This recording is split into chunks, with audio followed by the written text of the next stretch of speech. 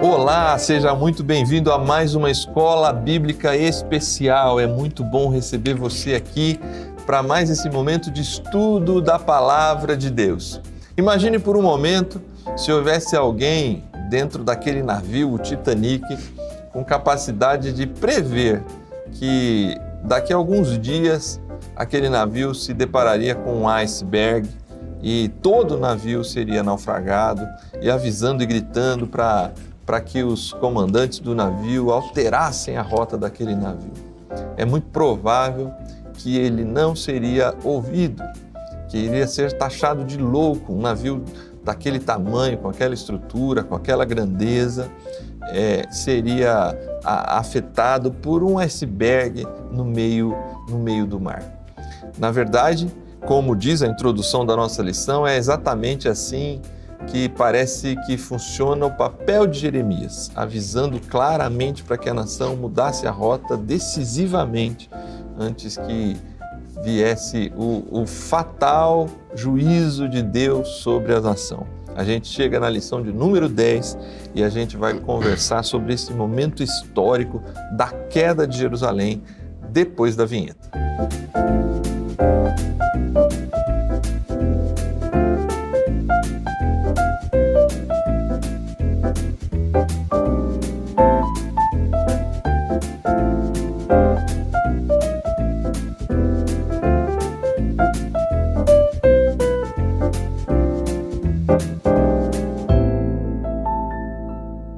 Muito bem, estamos de volta com a lição de número 10. Foi assim que Jerusalém caiu. Se você ainda não fez, compartilhe esse link aí com seus amigos, com seus familiares, com as pessoas que amam o estudo da Palavra de Deus, para que mais pessoas possam ter acesso a esse conteúdo, desse momento histórico tão importante para Jerusalém, que muito nos fala sobre a fidelidade de Deus com a sua palavra e a maneira como ele conduz o processo de juízo para com o povo judeu e a cidade de Jerusalém. Para conversar sobre isso, temos aqui novamente conosco o pastor Adailson. Seja muito bem-vindo, pastor Adailson, mais uma vez. É bom tê-lo aqui para a gente conversar sobre o assunto dessa lição. Eu me lembro que a gente fez a lição do oleiro, da botija. Isso. E parece que aqui a gente está diante da botija definitivamente quebrando, né? Foi Jeremias 39, 1 a 2, né? O texto base. Foi assim que Jerusalém foi tomada, no 9º ano do reinado de Zedequias, rei de Judá, no 10º mês. Nabucodonosor, rei da Babilônia, marchou contra Jerusalém com todo o seu exército e a sitiou. E no dia novo do 4º mês do 11º ano do reinado de Zedequias, o muro da cidade foi rompido. Imagina só Jeremias agora que avisou lá atrás, né? Vem avisando o povo, né, desse dia, ele vem avisando o povo desse momento. Isso. E parece que ele está preso lá no pátio do templo, ele está preso em algum lugar e ele está numa visão privilegiada, né? Por quê? Porque ele está em Jerusalém no momento em que ela é sitiada. E ele vê agora de uma maneira assim, concreta o que Deus havia mostrado para ele, né? Deus havia mostrado o que ia acontecer e agora ele está ali, né? Ele vê acontecer da maneira como Deus disse que ia acontecer, né? Sim. É claro que para um judeu, e Jeremias né? Não deve ter sido um momento alegre, mesmo sabendo que Deus tinha falado que ia, mas ele vê ali, né? Vamos pensar quem conseguiu subir nos muros para olhar e ver um exército de fora, da Babilônia, cultura totalmente diferente, cercando, com tenda, acampado ali, e até o momento que esse pessoal entrou. Então, para o próprio Jeremias, né, ele deve ter passado um momento com o coração triste, cortado, né, de angústia, né? Talvez eu avisei, meu Deus, eu avisei, né?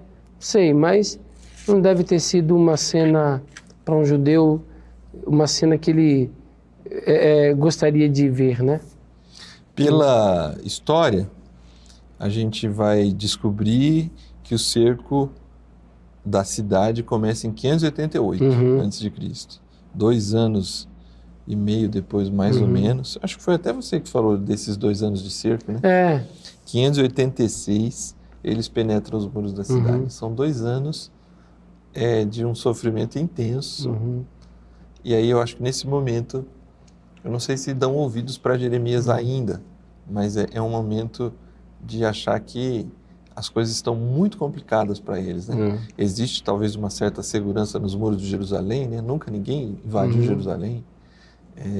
Até para Davi conquistar Jerusalém não foi fácil. Não foi fácil. Mas agora o dia está para chegar, né? E é interessante, né? Por quê?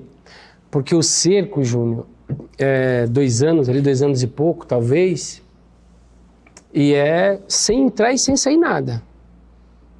Né? Mas é um cerco também que dá a entender de estudo. Não é que eles vão ficar parados lá até o povo não aguentar mais. Não, os caras estão tentando encontrar uma brecha até que encontra. Para entrar. Porque eles entram através de uma brecha que se abre e eles vão lá e conseguem entrar na cidade. Quando entram na cidade, aí o rei sai pelos jardins, né, e tenta fugir da invasão, né? E aí começa aquilo que Jeremias falou. Fogo, fogo, fogo, né? Porque você tem Jerusalém, que era um alto, né? O monte lá que Davi conquista, né? E Davi, você vê que interessante, né? Só vai ser conquistado por Davi. Josué lá invade a terra, mas aquele espaço lá, os jebuseus só vão ser tirados dali por Davi. Então vão ficar esse período todo lá, os jebuseus morando lá, né? E Davi tira. E era uma cidade que ficava no alto, murada, era difícil mesmo, ninguém tinha conquistado até aquela época, por quê? Porque era difícil, como você falou, né? Davi parece que entrou por um aqueduto e com um monte de gente valente, então não foi fácil também não, mas ele conquista. Então era essa cidade que, por estar no alto, ela tinha uma certa segurança, passava uma certa segurança, né? Talvez, não por Deus que na história e pela fortaleza, talvez eles se tornaram um pouco arrogantes, né? Não, imagina, tal. Mas entraram, né? Saquearam o templo, destruíram, queimaram, o rei foge, né? E eu fico pensando assim, né? O Jeremias ali, né? Olhando para um lado e para o outro. Né? Eu falei daquilo, eu falei disso, eu falei daquilo, eu falei, né? É muito... É bem isso, é uma mistura de sentimento, né? Finalmente está acontecendo o que eu falei, sim. Né? Mas assim, puxa vida, está acontecendo o que eu falei e a minha Jerusalém aqui está sendo destruída, a minha nação, não ouviram a mensagem do Senhor, né? É nesse contexto que ali entre os capítulos 39 e 52, Jeremias descreve essa queda, né? A fuga do rei, né? Com alguns soldados, né? Que ainda ficaram fiéis a ele, né? E a morte desses soldados, ele vai ser cegado, né? Os filhos vão morrer na frente dele. Sim. Né? Os filhos vão morrer na frente dele. E a elite lá que estava com ele também vai... E ele vai cativo e cego, né? Vai cativo e cego. E o relato do roubo, do saque de Jerusalém, né? Os metais nobre, caro, tal, levados, né? Por que eu falei isso aqui? Mesmo que foi o Jeremias profetizou, né? Mas tem um salmo que diz assim, ó: o pardal encontrou casa, andorinha, ninho, para si e para sua prole nos seus altares, Senhor. Isso. Né? O pardal era a ave mais comum, né? Mas tinha espaço ali. Assim, ó, o povo tinha, né, um apreço, tinha gente séria, como os profetas, que olhava para aquilo e naquela época, naquele momento, era o ponto de contato, era o templo. Não tinha como não derramar o coração. Pelo menos uma viagem durante a vida, ele tinha que fazer até Jerusalém, conhecer, ver, né? Então tem uma mistura de sentimento aí. O profeta foi criado nesse contexto, né? O profeta é criado nesse contexto. Tem uma mistura de sentimento. Eu estou aqui falando o que Deus vai fazer, mas eu não quero que aconteça porque é o meu povo, a minha história, né? Mas acontece. Por quê? Porque Deus é fiel ao que ele diz, né? Deus é fiel a ele mesmo, ao que ele diz, e ele cumpriu o que ele diz, né? Aqui praticamente é a cena do juízo sendo derramado literalmente contra o povo. Deus avisou e está aí, né? E a gente está, na verdade, já respondendo a questão número 1, né? Sim, sim. Ele tem como uma carta branca, né? E ele tem que ser bem tratado, né? Isso. Ele tem que ser bem tratado, tá?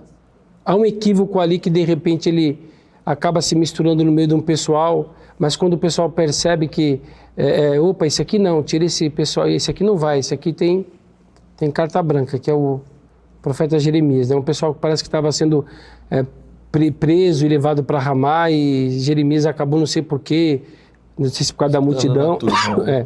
E quando alguém percebe, fala, ele não, porque ele tem carta branca, porque ele tem que ser bem cuidado, ele vai ficar onde ele quiser ficar, ele tem, né?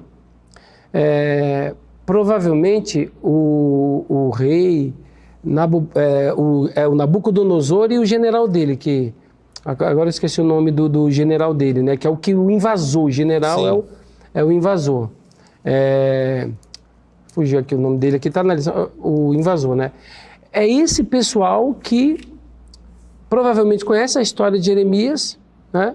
Sabe, e é esse camarada que, quando invade Jerusalém, parece que já conhece algumas figuras ali, porque de certo conhece, né? Nós estamos falando de 588, mas em 605 eles já chegaram em Jerusalém, né? Sim. Em 605 eles já chegaram em Jerusalém. Então, sabe da vida do profeta e com certeza ali a gente vê um dedo de Deus, o cuidado de Deus, a mão de Deus, né? Como sempre cuidou de Jeremias, falando assim, ó, tudo isso vai acontecer, mas tá? A gente vai rever isso aqui mais na frente ali, você vai ver, hein? Muito bem. Na pergunta de número 2, pede para a gente apresentar aqui esses personagens, Gedalias, Ismael e Joanã, nesses eventos subsequentes ali em Judá. Qual é o papel desses 3 personagens aqui nesse momento histórico? Gedalias, ele vai ser o governador colocado por Nabucodonosor, né? Então, caiu Jerusalém, caiu tudo, invadiu, vamos levar cativo o pessoal que pode contribuir, aqueles que têm habilidades, né? Então vamos levar para a Babilônia, porque a gente precisa de mão de obra é caro a vida inteira, ainda mais mão de obra escrava é barato, tal, naquele contexto todo ali, tinha isso também, era parte da economia também, né? Então vamos levar quem é bom o que é bom, o artífice tal, vamos levar. E levavam mesmo, e levou. Como você falou, ficou aquele pessoal que não tinha tanta instrução. Certo. Tá? Aquele pessoal que não tinha tanta instrução. Mas eles colocaram lá Gedalias como governador. Então, Gedalias é governador. E ele começa a trabalhar, né, tentando agora juntar ali os cacos, né, e ver o que ele pode fazer. Tá? Mas se levanta uma conspiração contra ele. E ele não acredita que essa conspiração vai ter resultado porque ele é colocado por Nabucodonosor, pela Babilônia. Então ele acha que ninguém vai se levantar, vai querer enfrentar a Babilônia. Esse talvez seja o equívoco dele, porque de fato Ismael, que é da linhagem real, né, se torna ali um saqueador, talvez seria o nome, por quê? Porque ele arma uma emboscada, mata Gedalias, mata os soldados que acompanhavam ele, porque quando o pessoal ficaram sabendo que tinha um governador que era um judeu e que o rei deixou ele tomando conta, os soldados que fugiram voltaram, quem fugiu voltou, e vamos refazer, vamos tentar ver o que a gente faz aqui. E eles começam a tentar juntar os cacos para tentar ver se dá para fazer alguma coisa ali, tá?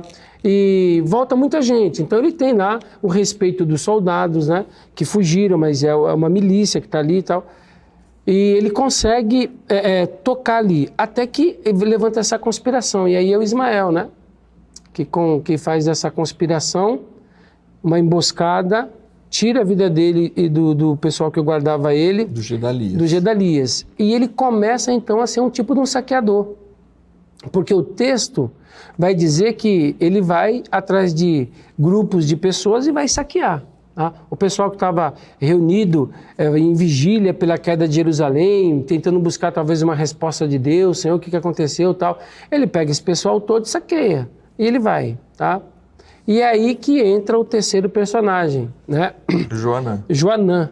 Que Joanã, ele faz parte da comitiva de líderes de Gedalias, tenta avisar Gedalias não acredita nele, aí cai nessa emboscada, e Joanã é que vai atrás do Ismael e não consegue pegar, né, mas dá fim pelo menos àquela situação dele ser não seria um revolucionário, um saqueador, né? Sim. Gedalias vai e traz uma certa tranquilidade novamente para o povo, porque o muro caiu, não tem mais a instituição, o povo está perdido, disperso, e agora você sabe que é necessário ter o mínimo de organização, né?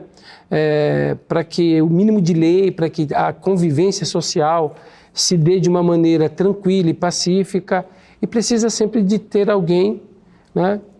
Para pelo menos conduzir calma, paz e tal. E ele consegue trazer de volta Joanã, pelo menos essa ideia de estar tudo calmo, expulsamos o camarada, o Ismael, não conseguimos pegar para ele pagar pelo que ele fez, mas vamos centrar aqui.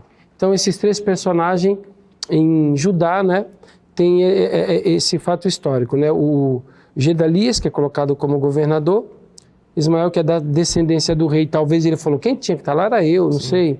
E eu vou tirar esse camarada e vou tentar. Só que ele cai, ele começa a saquear o pessoal, né? E aí aparece o Joanã, que vai tentar colocar ordem de novo.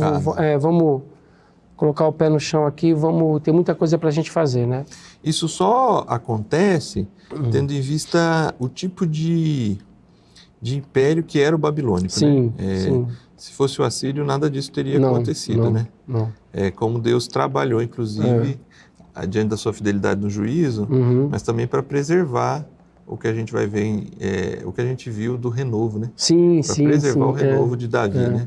Porque tanto quem vai para a Babilônia tem a promessa da volta, mas a terra, ela não é o mesmo tipo de filosofia de ação do Império Assírio, né? Sim. Que fez ali em Israel, em Samaria, mandou deportações outras nações para irem morar lá, para misturar com o povo, e aí é o que a gente tem de samaritanos, que é um grande ódio entre judeus e samaritanos no tempo de Jesus. Ainda né? lá, Mas no Império Babilônico, tudo isso no controle de Deus, né? Há essa possibilidade ali, essas questões estão acontecendo na terra, mas é o povo judeu está lá preservado na Babilônia, e esse povo é o que a gente conhece até hoje como os judeus, né?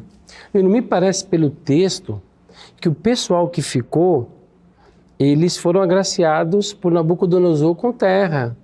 Porque assim, você tirou toda a elite. Certo. A elite que tinha formação. Porque você precisa de mão de obra, você precisa de médico, de professor, de ferreiro, você precisa de agricultor, né? Você precisa O conhecimento é algo caro, e a vida inteira o conhecimento foi algo caro. Sim. Né? Não é? Quem detém o conhecimento tem um patrimônio, né? É caro o conhecimento. Então, uma nação formar artífice para manter a segurança, a paz, a produção, alimentos, tudo isso, né? É uma conquista mesmo naquela época, uma conquista grande, tá? Uma conquista grande. E essa deportação tem disso também, né? Tem disso também. Então, quem fica? Tá? Esse pessoal foi quem fica. Era o pessoal que não tinha lá uma profissão boa, tinha tal. Pouco a oferecer, mas esse pessoal, se você vai ler o texto, eles ganharam terra, eles é que vão cuidar da terra. Nesses 70 anos, eles é que vão organizar, se organizar, né? Cuidar da terra. Então, eles foram, de um certo ponto, para quem não tinha nada, para quem não tinha coisa nenhuma, ter nada é alguma coisa, né? É verdade. Então, eles agora têm um pedaço de chão, porque não tem mais ninguém, né? Então, a gente tem um espaço aqui para a gente fazer alguma coisa, né? Eu acho que eles foram, de um certo modo, ali agraciados com terra, porque uma das maneiras de você cuidar, assim, ó, é o que a gente viu no Brasil, as capitanias hereditárias, né? O Brasil é um continente. Qual foi a primeira ideia? Dividir esse negócio aqui, cada um pega uma capitania aí.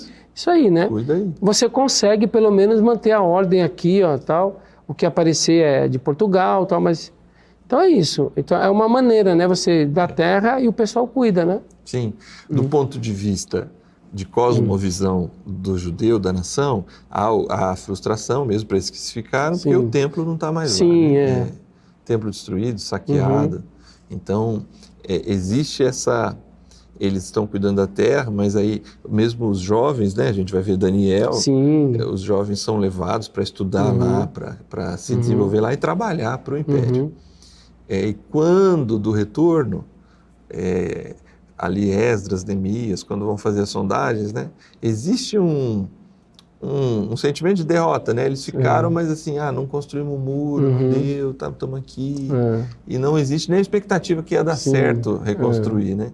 E aí precisa desses reformadores, né? Mas aí a gente já está bons anos lá na frente, né? Voltando aqui, na questão de número 3, depois que Joanã faz esse trabalho, Jeremias dá conselhos. Sim. Para que o povo se submeta, ou vão para a Babilônia, ou fiquem ali mesmo. Fiquem aqui em Israel, fiquem aqui em Judá, em Jerusalém, vamos ficar por aqui. A pergunta da questão é, o povo cumpriu a promessa de obedecer o que ouviu de Jeremias? Como eles reagem? Não cumpriram não, né? É interessante que assim, talvez motivado pelo medo da Babilônia castigá-los, porque o governador que foi colocado ali por Nabucodonosor, foi feita uma emboscada para ele, né? Então assim, talvez com medo, né? O pessoal ficou meio receoso, né? Então o que a gente faz? E Jeremias dá o conselho, né? Fiquem aqui, né? Não vamos sair daqui não, vamos ficar aqui, né? Só que o povo não obedece ele. Inclusive, Joanã, que até essa primeira leitura se demonstra assim, um líder, ou alguém que, talvez um visionário, né? Que poderia ser até indicado como sucessor do Gedalias, eu não sei, um cargo... Ele acaba sendo levado pela turba, pelo povo também, né? E eles... Egito, né? Mas o que o profeta fala, né? Porque eles vão consultar Jeremias, tem um tempo ali que Deus espera para responder Jeremias, ali de uns 10 dias depois ele responde. E a resposta é para ficarem, né? Para não temerem Babilônia, mas para ficarem ali, por quê?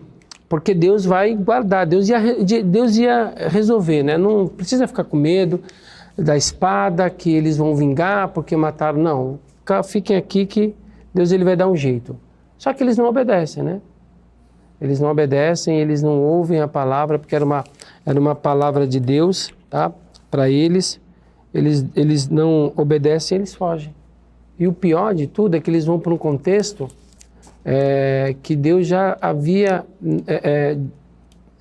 falado através do profeta, em contexto de idolatria, né? Eles vão para o Egito, tá? Chegando no Egito, eles vão praticamente desembocar na mesma idolatria que os pais dele, que o povo que foi cativo, que ficou, né? Sim. Então, não cumprem, não obedecem, não olham, não veem, né?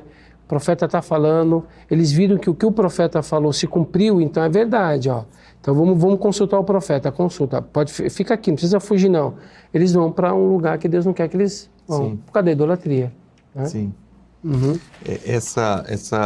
O povo continua não ouvindo a palavra do Senhor, mesmo diante do cumprimento das profecias, daquilo que eles estão vendo, eles continuam. O Jeremias é um profeta que a gente tem que respeitar o choro dele, né? Sim, porque o tempo inteiro ele é desprezado, né? Diante da sua profecia, diante da sua fala. Ele tem o respeito da corte babilônica, mas não tem o respeito do povo de Deus, né? E isso que é interessante, né?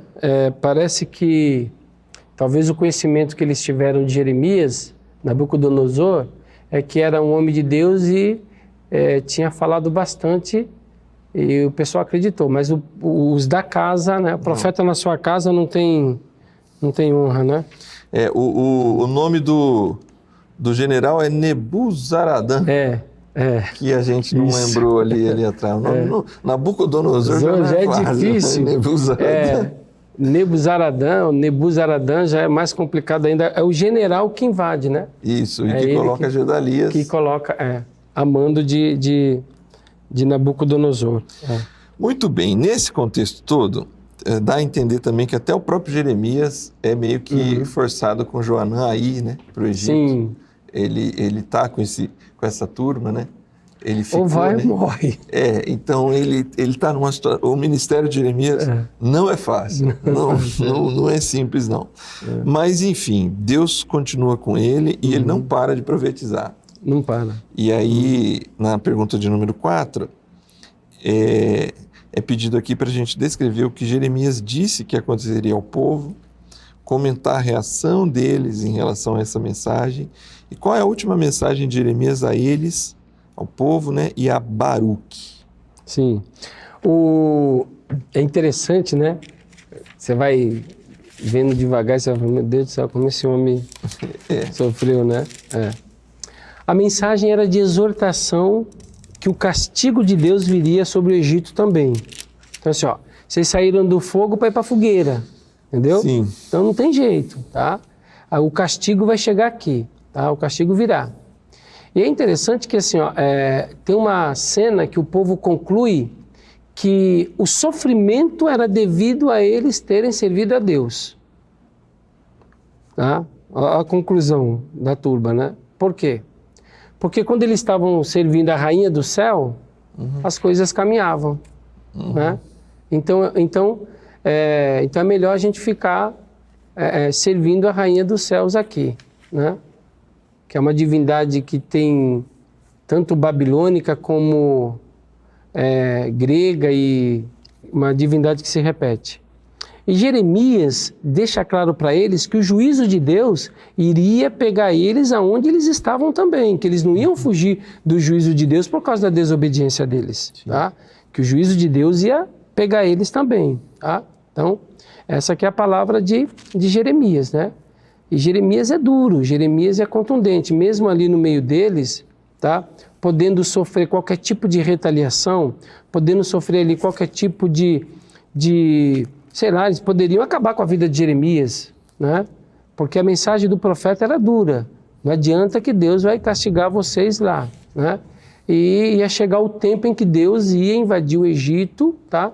E o Egito ia pagar também, tá? Porque tem um juízo contra o Egito, tá? De Deus. Você lê o profeta Jeremias, você vai ver que tem juízo contra a Babilônia também. Sim. Tem juízo contra o Egito e tem juízo contra as outras nações ali circunvizinhas também. Sim. Então o profeta deixa claro que a fuga deles para o Egito, que foi uma desobediência do que Deus havia dito para eles, e ainda chegando no Egito, praticando tudo quanto era tipo de idolatria, isso não era salvo-conduto, que eles iam estar isentos de ser castigados, não. Então o profeta é contundente, é duro com eles, né? E não é duro com Baruque, né? Quando você vai ler o texto, Deus ele não é duro com Baruque, né? É como se o Baruque, que escreveu todo o texto, sente bastante também, né? Ele sente, porque ele está escrevendo o que Jeremias manda ele escrever, e ele sente a tensão, ele sente a agonia, né? E Deus, e o profeta fala com ele, fala que é castigo de Deus mesmo, mas que onde Baruque fosse, Deus iria isentar, iria proteger, iria guardar Baruque, né? O castigo viria onde ele estivesse, mas ele seria poupado do castigo, né? Então você vê que tanto Jeremias como ele, os dois, o pessoal chegou a acusar Baruque de conspirar contra eles. Tá? Então, quando você lê o texto, não é fácil a situação e a posição de Jeremias e de Baruque no meio daquele pessoal. De repente poderia acontecer um levante ali, eles serem espancados até a morte, sei lá. Vamos forcar, não sei. Por quê? Porque a profecia vem dura para o pessoal não aceita, não recebe, tá? Não adianta recorrer a Baruque, que Baruque vai ser tão duro quanto Jeremias, não adianta, né? Mas quando lá o profeta vai falar com Baruque, o texto deixa claro que Deus fala para ele assim, você vai escapar do juízo, aonde você estiver eu vou te poupar, tá? Então tem essa palavra para ele aí também, né? Mas ambos, né, sofrem, porque, Júnior, se você pensar um pouquinho, né, você tem tudo que eles estão vivendo emocionalmente, né, que eles viram a cena, tá, viram tudo acontecer, então eles passaram por aquilo, o Nabucodonosor vai embora, vamos tentar reconstruir, tem o gerente que fica lá tentando arrumar as coisas, né, e mesmo nessa situação que parece, já passou, acabou, tal, agora é só tentar reconstruir todas as coisas, mas a tensão continua, né? A tensão, ela continua e eles vão continuar, mesmo depois daqueles acontecimentos, vivendo aquela tensão. Os dois, do início ao fim, né? Pelo que a gente vê, a vida não é fácil para eles, né? No capítulo 45, o que parece apontar é que Jeremias tem um aspecto de dureza com a situação, né? O Senhor pede para dizer para Baruque, eu edifiquei, eu derrubo, sim, eu plantei, eu arranco, sim, e é isso mesmo. Isso vai sobrevir sobre as pessoas, mas você eu vou guardar. Sim, né? Existe um ponto de cuidado aqui com esses dois personagens que estão meio se apoiando ali na situação toda, né? Os dois contra a turba toda, os dois contra o remanescente que sobrou, né? Os dois contra essa gente toda, né? Muito bem. E assim, é até interessante porque você fica numa situação que você não sabe a qualquer momento o que pode acontecer, né? Mas é interessante como Deus, ele conhece os nossos corações, ele sabe do que a gente está passando e a palavra para o Baruque, né? Olha a palavra para o Baruque. Eu sou o Deus do juízo, mas você, né? Não é fantástico assim, né? Sim. E é o Jeremias, que é a última palavra, talvez Jeremias para ele, mas é o Jeremias que até aqui o que falou, o que ele disse, se cumpriu. Isso. E o Baruque sabe que o que ele fala se cumpre, né?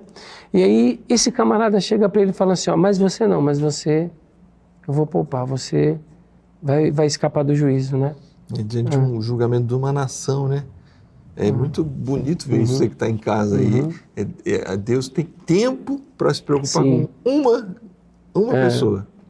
Diante de uma situação tão grande que está acontecendo, Deus tem um olhar especial para um homem nessa história toda e manda uma mensagem, diante de mensagem para tantas nações, né? Sim. Tem aqui um trecho para Baruque. Para Baruque. Para cuidado para com Baruque. Muito bonito ver tudo isso, né? Talvez é o único fio de esperança desse trecho. Sim, né? O único fio de esperança desse trecho todo aqui é o cuidar de Deus para uma única pessoa diante de um cenário tão desastroso e conturbado. E assim, e tem motivo porque Deus tem esse cuidado com ele. Certo. Né?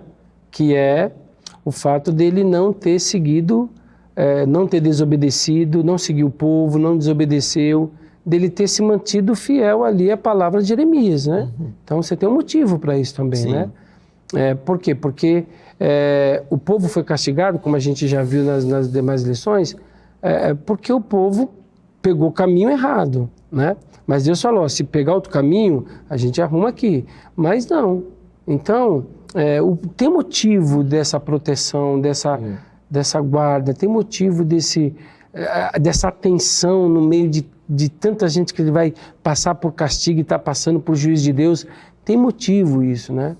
Tá? É o Baruque que decide, né? É o Baruque que quase que levantando a mão fala, eu decido ouvir Jeremias, ouvir a palavra de Deus, eu decido isso. E vocês? Vamos para o Egito. Não, eu decido ficar com ele aqui e eu vi caminhar com ele. É esse Baruque, né? Isso. Então tem motivo, né? É bem a ideia do assumindo compromissos. Sim. Aqui, né? Confie em Deus e em suas promessas, né? Uhum. Você que está acompanhando a gente, o livro de Jeremias é o que está dentro do livro do que a gente conhece dos profetas maiores. Sim. Né? Então não é um texto curto, é um livro dos mais longos do Antigo Testamento. Mas mesmo assim, se você pegar para ler um capítulo por dia, em 2 meses, sim, você vai dar conta do Jeremias. Só que a gente está diante de uma história de alguns anos, né? É verdade, é. E as profecias, aquele tempo de espera, aquelas noites mal dormidas, será que vai se cumprir mesmo? Então, assim, confiar na promessa de Deus não é uma coisa para uma semana, não, para um ano, é uma coisa para a vida, né? Depositar a vida aos cuidados de Deus e confiar nele, independente do que está ao nosso redor, né? A gente vive um país hoje conturbado, um mundo, na verdade, conturbado, né? Continuar confiando que Deus está no controle, quando a gente vê as coisas ruindo diante de nós, que é uma situação que a gente tem vivido, outros países têm vivido, e não tentar agir com a própria força, é muito difícil. Continuar confiando em Deus. Estamos falando da situação dos países, do nosso país, mas nas nossas situações pessoais, né? Continuar confiando em Deus e nas suas promessas. Quando as coisas na nossa família ali estão difíceis, é sempre um esforço que será recompensado. Sim. Como Baruque. Sim. Mas é o esforço da fé, né? Da confiança daquilo que não se vê, da certeza daquilo que se espera, que ainda vai acontecer. Quando dizem que o mundo não dá a volta, ele capota, é verdade. A gente está em Josias, o grande reformador que está trazendo a grande reforma, a esperança. Ele está ali, o Josias, tá? E Jeremias está aqui. E esse cara morre. E aí, meu irmão, de lá para cá, aí é o texto de Jeremias, né? É o texto de Jeremias. Porque Josias estava fazendo a reforma, achou um livro, e vamos reformar a fé, e vamos reformar, e está tudo bem. Só que, de repente, ele morre.